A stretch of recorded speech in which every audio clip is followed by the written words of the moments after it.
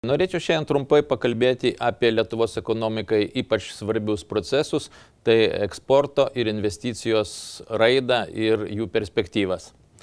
Visi mes žinome, kad pastaraisiais metais Lietuvos ūkis auga labai sparčiai ir toks senai jau iškeltas strateginis tikslas per trumpą laiką pasiekti išsivysčiusių šalių pragyvenimo lygį atrodo visiškai realus. Žinoma, jis realus bus tada, jeigu mes tą spartų tempą sugebėsim išlaikyti. Ne metus, ne du, o pakankamai ilgą laikotarpį. Deja, tenka pripažinti, kad šiuo metu yra pakankamai nerimo, kad tokia smagi mūsų ekonomikos plėtra gali gerokai sulėtėti, kadangi nemažą impulsą mūsų augimui buvo suteikęs paskolų iš užsienio srautas, kuris, kaip puikiai suprantame, nėra amžinas. Ar sparčiai Lietuva judės į priekį ilgalaikiu laikotarpiu, faktiškai lemiamai priklauso nuo to, kaip mes sugebėsim plėtoti eksporto srautus, kaip mes sugebėsime pasauliui įsiūlyti savo prekes ar paslaugas ir užtikrinti pakankamai didelį pajamų lygį, kiek kitokį, negu mes įpratom pastaruoju metu, tai yra neskolinimas į pagrindų, o tikrai užsidirbta pasaulio rinkose. Na, jeigu mes apžvelgtume dabar trumpai pastarųjų metų eksporto rodiklius, augimas buvo pakankamai spartus, nors čia mes į lyderius neišsimušėm, bet vis dėlto kol kas tai nerimo tarytum ir nekelia. Vis dėlto giliau analizuojant, aiškiai matosi tam tikros grėsmės, kurios ilgainiui matyti išryškės. Mūsų eksporto struktūra tikrai nėra gera, jeigu galima sakyti, nėra labai perspektyvi.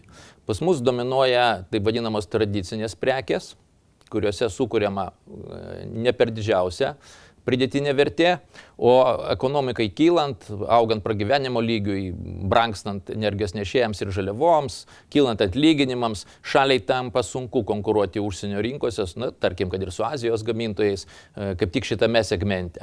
Jeigu mes palygisim Lietuvą su kitomis šalimis, ten taip vadinamų aukštų ir vidutiniškai aukštų technologijų prekių dalis yra nepalyginamai didesnė. Taigi, iš vienos pusės mūsų prekių struktūra yra ne per geriausia ir tai kelia tam tikrą nerimą. Iš kitos pusės Lietuvai nesiseka eksportuoti paslaugas. Negalima sakyti, kad jau labai nesiseka, visi mes žinom, kaip sėkmingai Lietuva eksportuoja transporto paslaugas. Tačiau tokioj srity, pavyzdžiui, kaip turizmo, mes, aišku, neišnaudojam toli gražu savo turimų galimybių. Dar vienas mūsų eksporto aspektas yra tai, kad Lietuvoje labai daug prekių yra reeksportuojama. Apyvartos tarytum nemažos, tačiau mes gerai suvokiam, kad jeigu mes parduodam užsienį automobilį, kurį atsivežėm iš Vokietijos, tai mes parduodam faktiškai tik tai nedidelę to automobilio dalį. Jeigu lyginti Lietuvą su kitomis panašiomis šalimis, Čekija, Slovakija, Estija, Latvija, Vengrija ir panašiai, tai mūsų eksporto santykis su BVP yra vienas mažiausių. Iš jų mes lenkiame tik Latviją, o jeigu, kaip minėjau, matuotume tą skaičių ne apyvartą, o eksportuojama pridėtinė vertė, tai mūsų rodikliai dar pablogėtų. Kasgi mūsų laukia dabar ateityje? Žinoma, kaip plėtosis eksportas labai stipriai priklauso nuo to, kokie Lietuvoje yra investiciniai procesai. Ir čia reikia išskirti du skirtingus rodiklius. Vienas tai taip vadinamos materialinės investicijos. Tai yra, ar daug Lietuvoje yra investuojama, tarkime, į gamybos priemonės. Lietuvos rodiklis, skaičiuojant procentais nuo BVP, yra netgi blogesnis negu Lenkijos, o Latvija ir Estija mus lenkia pakankamai stipriai. Taigi, investiciniai procesai materialinių tokių investicijų prasme nerodo, kad mes pasiklojame tvirtą fundamentą naujam šuoliui užsienio rinkose.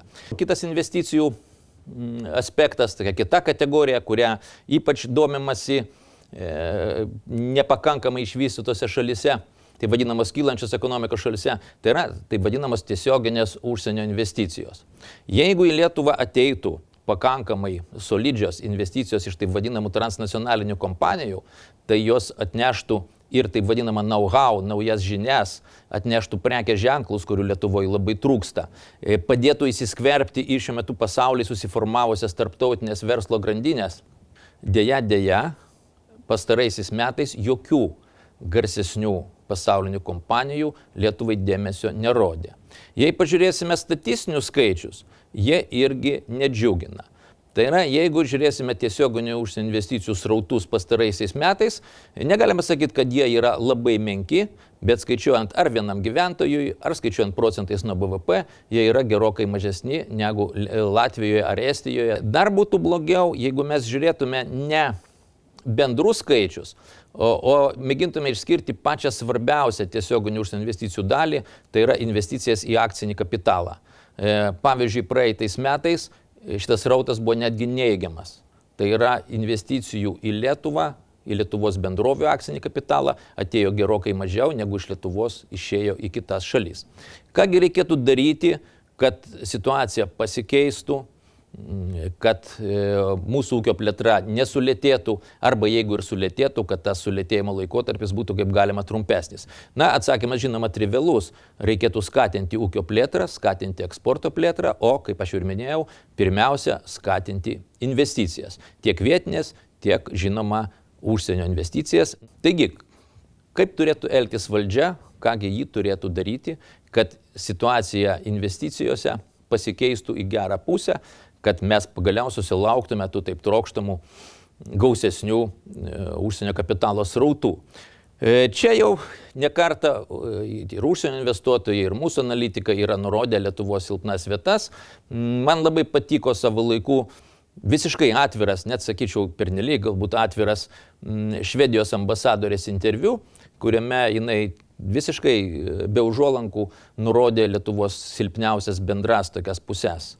Ir paminėjo, kad norint pasiekti persilaužimo investiciniuose procesuose, mums reikėtų išspręsti kelias kardinalias problemas. Viena iš jų būtų skaidresnė teismų veikla, kas Lietuvoje kažkodėl beveik visiškai nutylima. Žinoma, žymiai aštresnė kova su korupcija. Mokslo ir švietimo sistemos reformavimas. Kita kategorija priemonių tai būtų jau tiesioginis investicijų skatinimas. Na, čia būtų galima paminėti pirmiausiai gal tokias priemonės kaip pramoninių parkų plėtra, biurokratinių kliučių naikinimas, darbo rinkos liberalizavimas. Lietuvai darbo rinka yra pernelyg reglamentuota. Žinoma, investicijų klimatą nemažai veikia ir mokesčių sistema. Lietuvai reikėtų toliau siekti mokesčių sistemos reformavimo, mėginant šitą sistemą labiau supaprastinti, padaryti ją skaidresnę. Trečia kategorija priemonių būtų susijusi su specifiniu investicijų skatinimu. Tai yra, apart bendro investicijų skatinimo, yra tam tikros rytis, kur Lietuvai yra ypač aktualios. Na, kaip jau mano minėta, investicijos į aukštasias ir vidutiniškai aukštas technologijas, investicijos į taikomąjį mokslą, galų gal į aukštąjį mokslą, ko mes pasigendame. Na ir dar viena grupė, tokia pačia paprasčiausia galbūt ir greičiausiai duodanti vaisių, tai yra tiesiog kontaktų su potencialiais investuotojais aktyvinimas. Lietuvoje šitoje srityje dirbama tikrai labai mažai. Užtenka būtų susipažinti su Lietuvos ekonominės plėtros agentūros biudžetu ir suprastume, kad kol kas mes tų investicijų siekiam tik žodžiais, o ne veiksmais. Ir pabaigai norėčiau pabaigti tokią gal ir savotiškai liūdną išvadą. Gilinantis į dabartinius procesus, į toks giluminius tos procesus, kurie dar neiškilo į paviršių, vis labiau ryškėja visiškai reali grėsmė Lietuvai ekonominių požiūrių tarpti Baltijos regiono aiškių outsiderių. Jeigu mūsų valdžia, mūsų politinės partijos nesiims ryžtingo viešojo sektoriaus reformavimo ir spartaus verslo skatinimo veiksmų, šis scenarijus tikrai realizuosis.